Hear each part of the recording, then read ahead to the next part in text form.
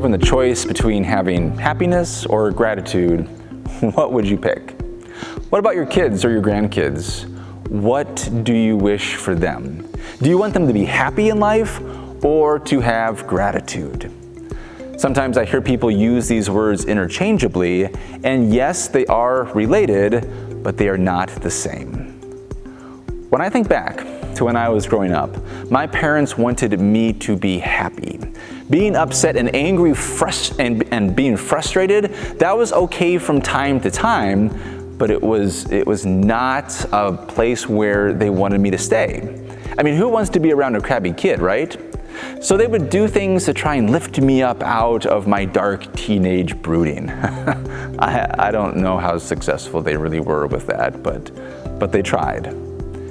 A few years ago, at the height of the pandemic, there were so many parents greatly concerned about their kids. Our nation's youth were sad, depressed, worried, and it was driving parents nuts. And I kept hearing from all parts of the community things like this. People would say, I don't know how to make my kid happy anymore. It's like our kids were broken and we needed to fix them. And I get that we want to make people happy, but honestly, if I had to choose, I would rather my kids live with a sense of gratitude than just be happy.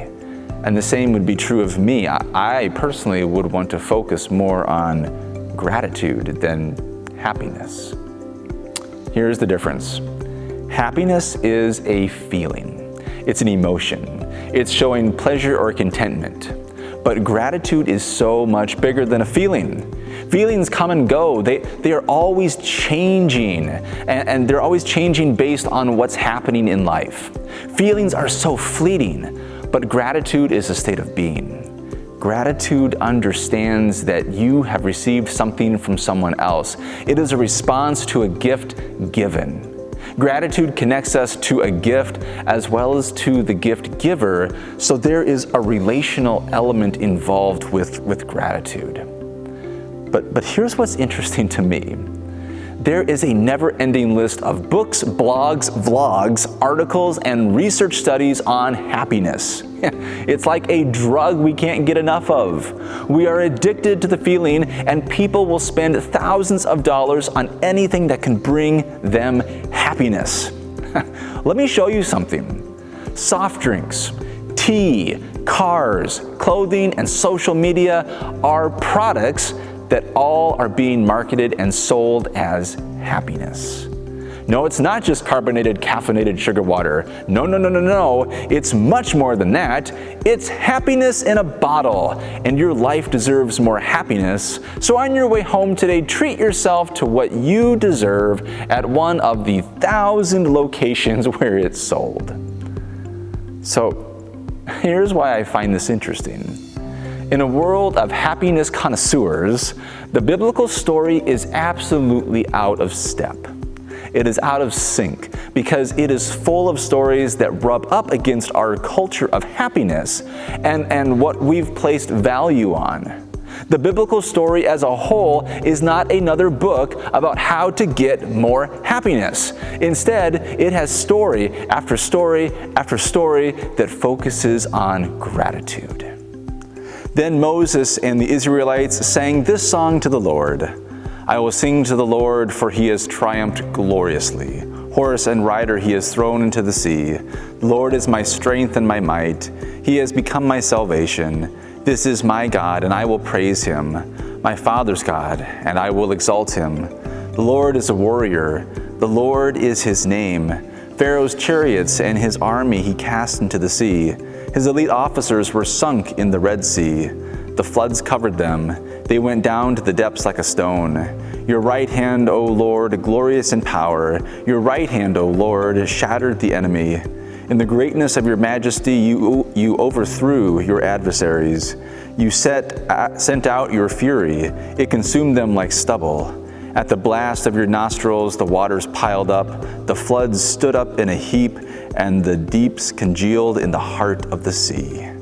The enemy said, I will pursue, I will overtake, I will divide the spoil. My desire shall have its fill of them. I will draw my sword, my hand shall destroy them. You blew with your wind, the sea covered them. They sank like lead in the mighty waters.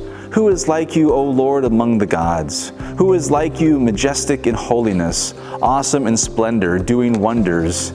You stretched out your right hand, the earth swallowed them. In your steadfast love, you led the people whom you redeemed. You guided them by your strength to your holy abode. The peoples heard, they trembled. Pangs seized the inhabitants of Philistia. The chiefs of Edom were dismayed. Trembling seized the leaders of Moab. All the inhabitants of Canaan melted away.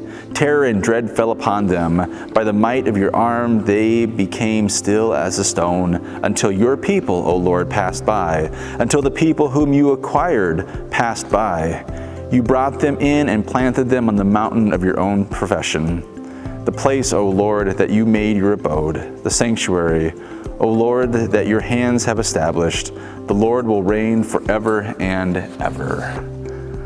When the horses of Pharaoh with his chariots and his chariot drivers went into the sea, the Lord brought back the waters of the sea upon them, but the Israelites walked through the sea on dry ground.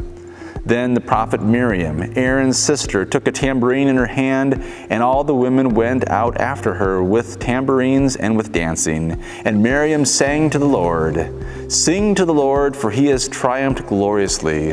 Horse and rider he has thrown into the sea." Our focus text today is a story of gratitude. Here's a little bit of context for you. So after Joseph brings his family to Egypt, they grow in numbers. And years after arriving in the land, they become slave labor for Pharaoh. They're slaves. So God hears the cries of the Israelites. Moses comes on the scene, there are plagues, the people of Israel are released, Pharaoh changes his mind and goes after them, he pursues them, and then God delivers them and saves the people as they pass through the Red Sea, but the Egyptians do not. This is a pretty well-known Sunday school story. There was an animated movie years back on Moses, and as far as stories go, I suppose it's probably one of the better-known biblical stories. The problem is that people often get stuck in the details and focus all their attention on whether or not this was a historical event. And honestly, the biblical writers are not that concerned with those kinds of questions or details. Instead, the story's focus is on a gift. A suffering people were seen and heard, and God delivered them. It's a story about a gift given out of God's compassion for the oppressed, and the focus text that we read today, it's the response to that gift. It's all about gratitude. What we read today, it's a Hebrew poem, and Miriam, a little-known biblical character, dances in appreciation at the end of this poem, in gratitude to God who walked with them in their fear and their anxiety as they were fleeing their enslavement. Here's my takeaway from this biblical story, as well as so many others like it. There is happiness in life, and it feels good, and there is nothing wrong at all with wanting to be happy. The community of Israel is happy as they are together and are free of their enslavement under Pharaoh. They dance, they sing, they have a party. I mean, what else are they going to do? But their happiness, it just won't last long. It will fade and stress will creep back into their lives because what comes next is not easy. It is hard to maintain perpetual happiness while you aimlessly wander through the desert. Yeah, and I think that is really important for us to consider in our own lives. If you are happy right now, well, guess what? I am happy for you. But I know how fleeting that feeling can be. By this time tomorrow, you may not be happy anymore, or you may be in a place in life right now that is so hard, so difficult, that you are not going to feel happy for a very long time.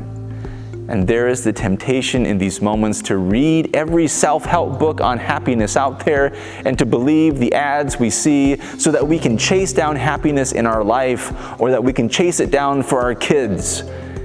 And I don't know if I would do that.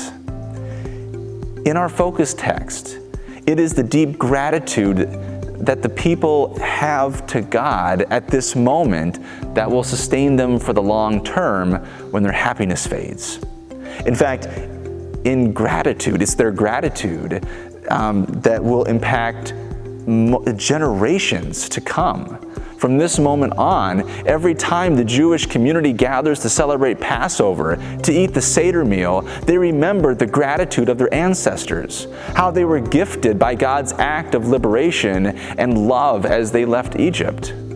Being in the midst of a community that has intentional gratitude, it shapes you deeply. When Jesus heals, when he feeds people, when he breaks barriers to include others, and when he speaks of God's kingdom as love of neighbor, people are left with gratitude. The biblical story sees life as a gift that is given. Creation, everything that is around you is a gift. Being human is a gift. Having this moment you have right now is a gift. And when you see life as a gift, gratitude builds, which connects us to God and each other in ways that are so much deeper and life-giving than just striving to feel happy. I want to give you a very concrete example. Last week was All Saints. In our worship services, we celebrated the lives of those who died this last year, and our in-person worshipers lit candles in memory of loved ones that they lost. I remember looking at the tables full of candles lit here at Bethlehem, knowing that each light represented a life lived, a loved one, a mom, a dad, a brother, a sister, a human being with a history and a story that profoundly impacted the lives of those who loved them. I was talking with someone after the service who lit a candle in memory of a loved one. She said to me how much she missed her husband. She said how sad she is, how hard it is to be alone, how angry she feels to have to be responsible for those things that he was responsible for, and how much gratitude she has for all the memories, for all the love, for all the years that they were together. It is gratitude that shapes her and keeps her moving forward, even when happiness is elusive. Do you understand what gratitude is and why the biblical writers have story after story about it? Do you see your life as a gift? Do you see your relationships as a gift? Do you see your humanity as a gift?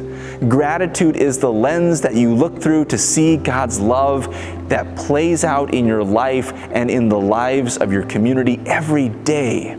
Life is joyful and hard and everything in between, and sometimes we are just not going to be happy. But no one ever said that we had to.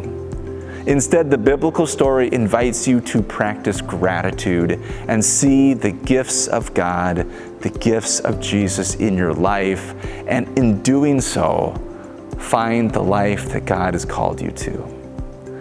This is the good news that we hear today. Thanks be to God for that. Amen.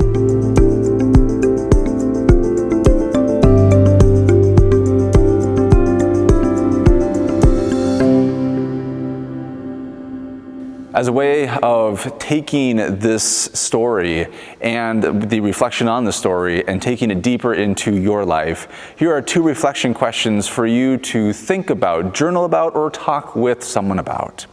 Number 1, would you rather seek happiness or gratitude in your life? Why? And number 2, what are the top 5 gifts in your life that give you a sense of gratitude?